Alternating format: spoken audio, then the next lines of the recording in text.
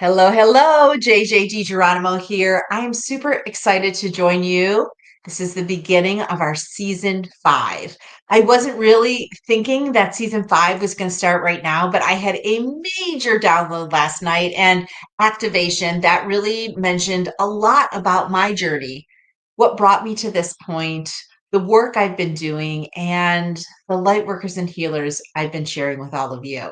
This started off as a passion project. Some of you know that I had another podcast for women in business, but it was really when I shifted from working from the outside, collecting accolades and milestones and achievements, shifting to working from the inside. And that took a lot of work. That took years of self discovery to really identify what was holding me back and working through the emotions and stories that kept me in a holding pattern and probably a lot smaller and meeker than I really wanted to be.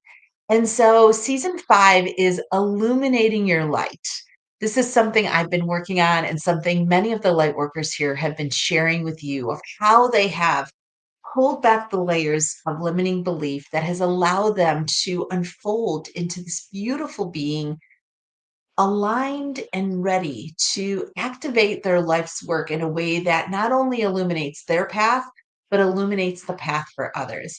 And today I have Cassandra DeAnn with me, and she is a dear friend, but she is on a similar journey, and I am looking forward to diving in with her. But before we get started, I hope that you look back on some of the episodes. We now have 102 episodes, so I hope you check out some of them. And also, if you're ready for this journey, if you're asking yourself, what is this all for, or why now, or what is my role, or even why am I here? You're not alone. Many of the guests and myself have asked very similar questions. And that really was the catalyst of me writing my third book, Seeking, because it was the tools and techniques and healers and light workers that I leveraged, the books and the podcasts and webinars that I visited and now share with you that help me peel away each layer that has helped me not only illuminate my path, but really align with my life's work.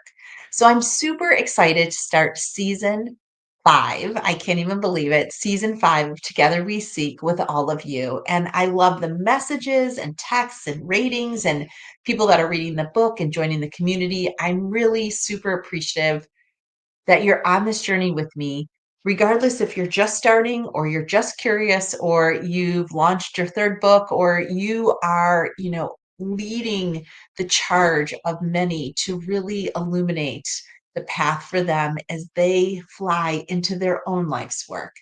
So, with that, I look forward to getting this started and introducing my first guest to season 5 of Together We Seek, Cassandra. Hi. Thank you so much for being at such an intersection, such a strategic intersection for me. I'm so honored you joined me today. Oh my gosh. Thank you so much, JJ. And what an intro. Like, are you ready? I was like, yes. You made me feel very pumped up. Oh, I've been asking myself this since I've been very young, as I have also read, you are publishing your book on Substack right now, and you've been sharing chapters and so many of the things, that you've gone through, just the limiting beliefs, the relationships, the self-discovery has been really powerful. So, I guess I'd love to just start off and talk about the significance of peeling back those layers, those limiting beliefs, those decisions, those even diagnosis. Like, how did that start for you? Like, how did you even know to start this journey? Oh, that's a really good question. So, I feel like my circumstance was a little unusual because I haven't quite got there yet in my book, but I experienced a spontaneous awakening. And with that, it was during a solar eclipse. And I kind of felt like I was just kind of like pushed into this destiny path of like, all right, you gotta, peel back these layers, start going through this stuff. And, it's a process. It's taken a lot of willingness to kind of show up. I'm learning more, even to this day, of how it can be challenging for me to feel uncomfortable. because that's another thing when we're peeling back those layers, there can be this rawness to it. And a willingness to kind of ask those tough questions, to kind of move through the darker aspects, the challenging, the limitations, to kind of be able to fully illuminate our lights. So the process has been a lot of grace and willingness to kind of self reflect. That is how it's worked for me. Now, for other people, a lot of times I know this can come through relationships, honestly. Like, we can only be so aware to a point until life shows a certain contrast. So I think that when anybody's tackling this, the willingness to kind of like look at the circumstances, whether big or small, in our life, in our career, in our relationships, and kind of dive deeper is the best suggestion I have to getting to the root of things. I can completely appreciate that. And I think, we're so busy often labeling it like it's good, it's bad, this is Yes. not going to work. The events that happen to us often are lessons, as you often discuss, but it's so hard to give ourselves grace because we're so eager sometimes to get through it or define it or even label it. So, how do you give yourself grace?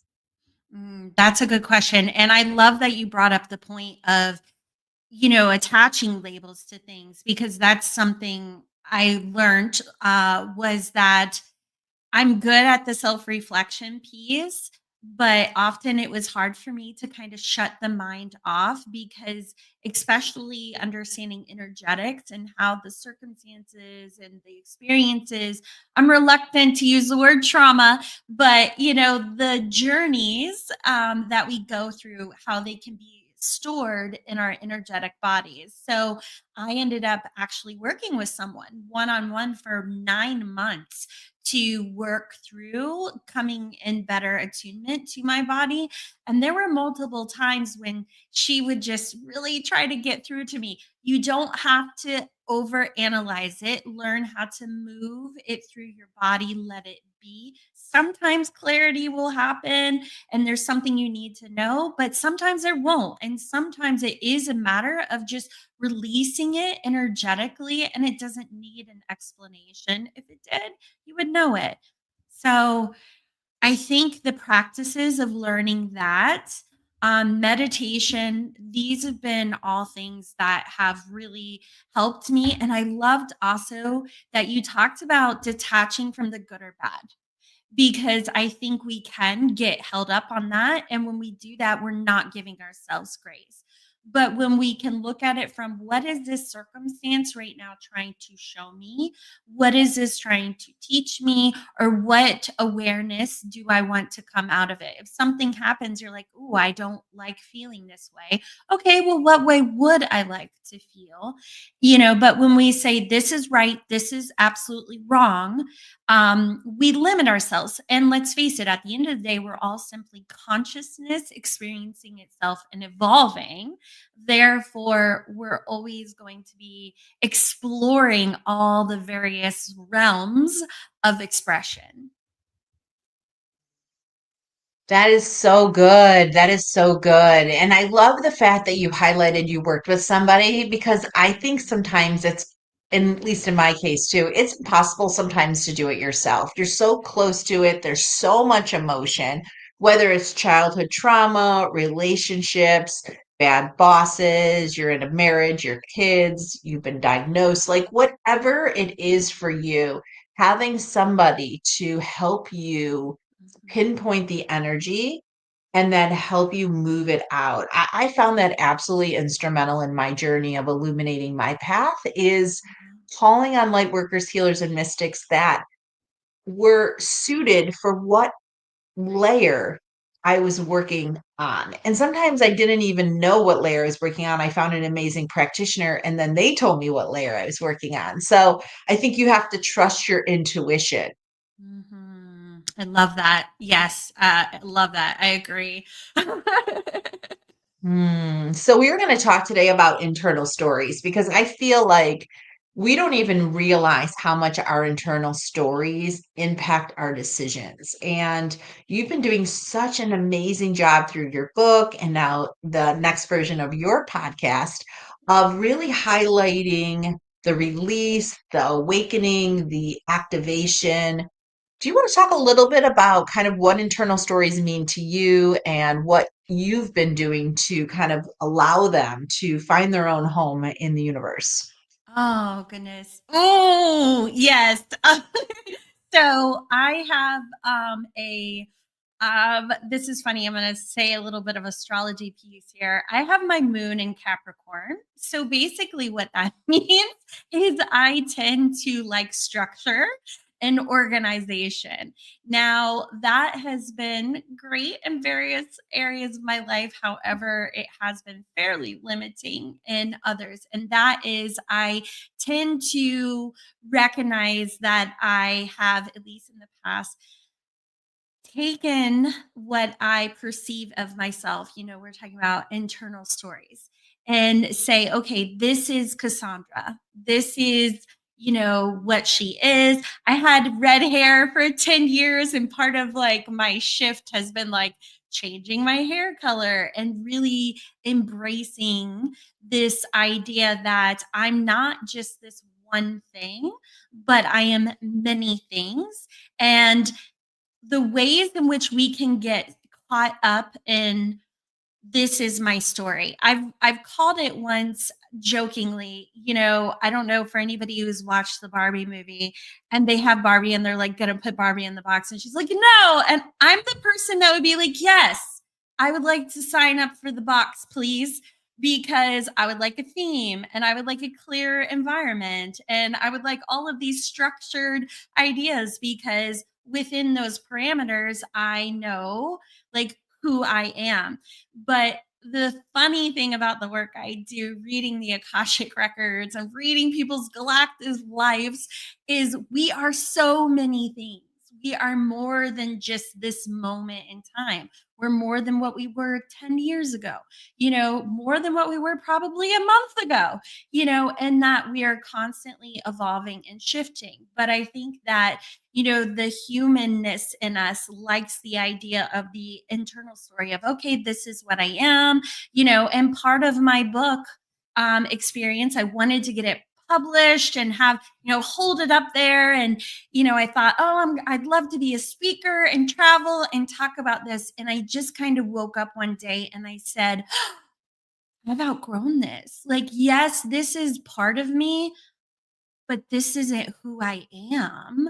I'm so much more than this. And I'm kind of actually excited about where I'm going. But I also felt like these stories I've experienced do hold value, but they don't define me. So, which is why I ended up releasing my chapters on Substack because for me, it felt important to share that story, but not feel like I wanted to wrap up a lot of energy in like a physical publication and, a journey of going on podcasts and constantly, this is my story, because man, my life has changed so much recently that I feel like we're constantly evolving and growing.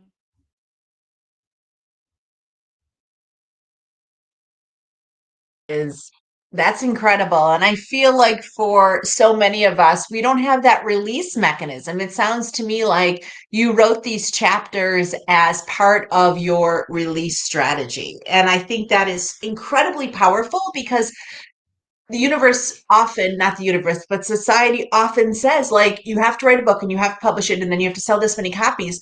But what if you just write your chapters as a way of releasing what is no longer serving you? Ah, I love that. You worded that beautifully. I love that. Those are very powerful words. Yes, because it did feel that way. It felt like in writing it, there was so much healing, like so much Mm. healing and clarity. And then, yes, it was like a point when I was like, okay, I think I'm good. Yeah. I have to say that my writing has brought similar inner peace. It really has. And so, regardless, if you're writing it down, I think we all have to have release strategies because, as I was just mentioning my brother yesterday, like you just cannot hold your childhood energy somewhere in your body because it is going to manifest in a way that you may not want it to. So, Yeah. what are some release strategies that you can share? You talked about visiting person that kind of helped you walk through it. Are there other release strategies that you recommend through your work or even through your friendship? That's interesting. I think yes, the person I worked with was great for my body. I'd also say there's something to be said for having different experiences in this life that we don't always have it's like there's missing piece. I like to describe this as like if you picture having a conversation with someone and you're saying something and they're like, "What? How did you get that from what I said?" It's just like there's something's off there.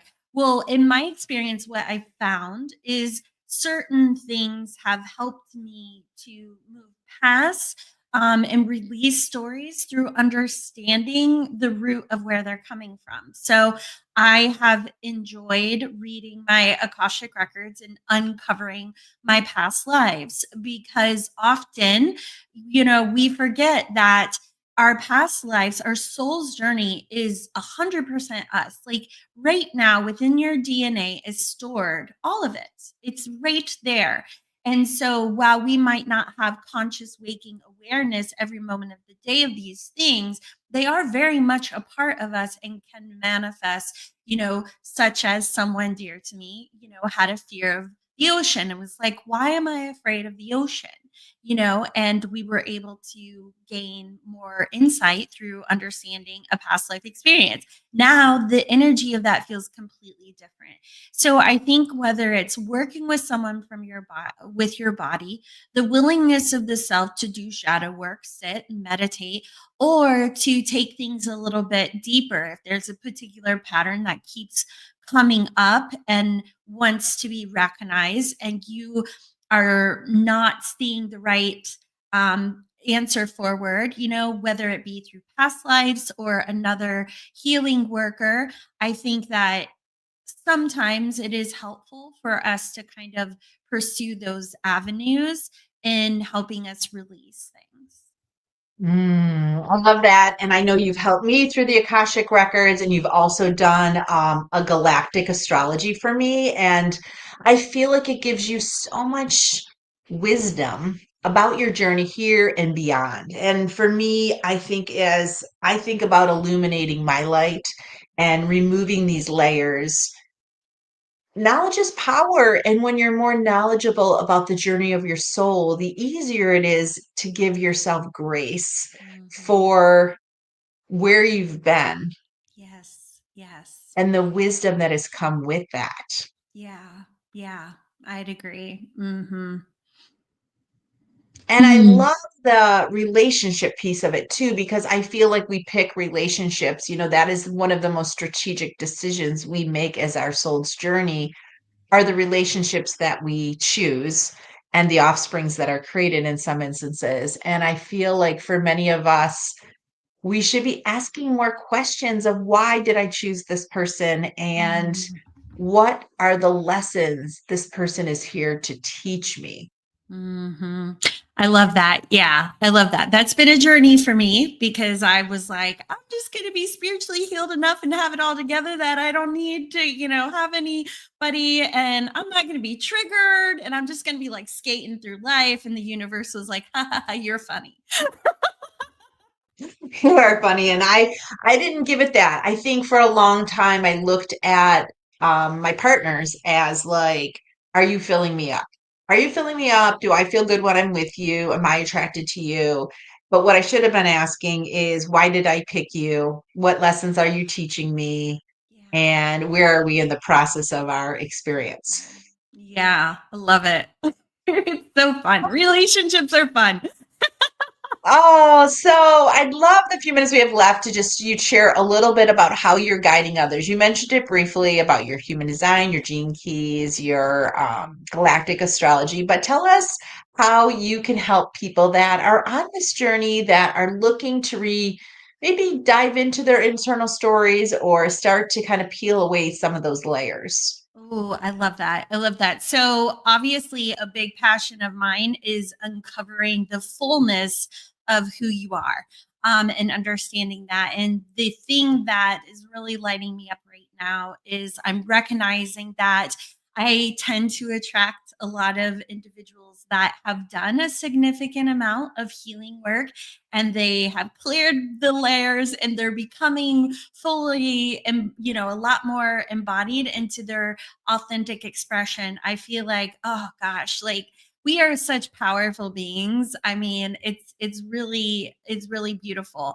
So I'm noticing though that understanding our energetic body and our vibration, is understanding that sometimes when we're stepping into this, there can be integration and adjustment process.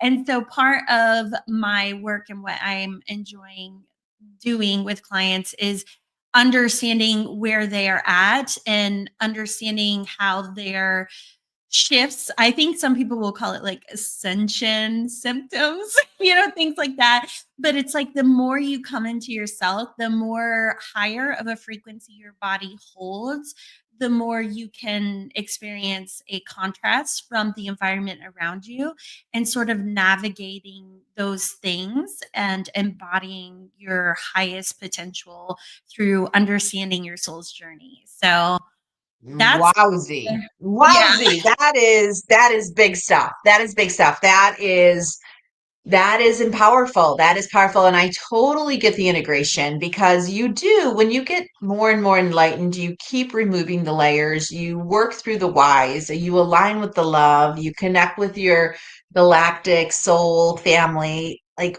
how do you take in all of that energy and then show up in the world? Because it is stifling at times, and that integration can really like take a toll on your nervous system. Yes. Yes. And the other thing is like once clients have sessions with me, they're usually like all the things happen at once because it's Mhm. time.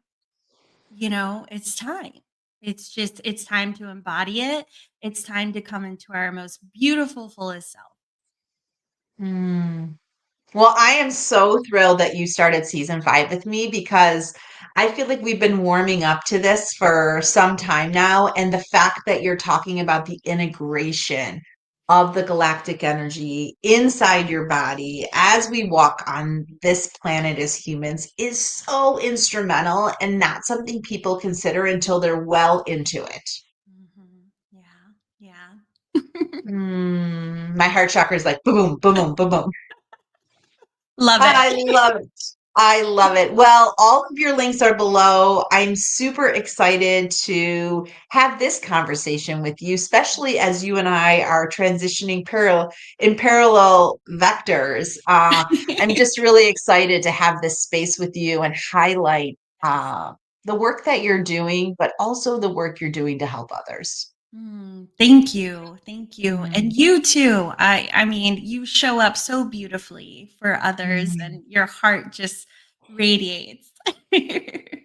Well, I couldn't be more honored to be here right now. I feel like, finally, I have it figured out at some level, at least the level that is the inspiration that I think will be the catalyst for years to come. So, thank you for joining me on Together We Seek. Thank you for everybody listening. And I look forward to joining you again here. Mm.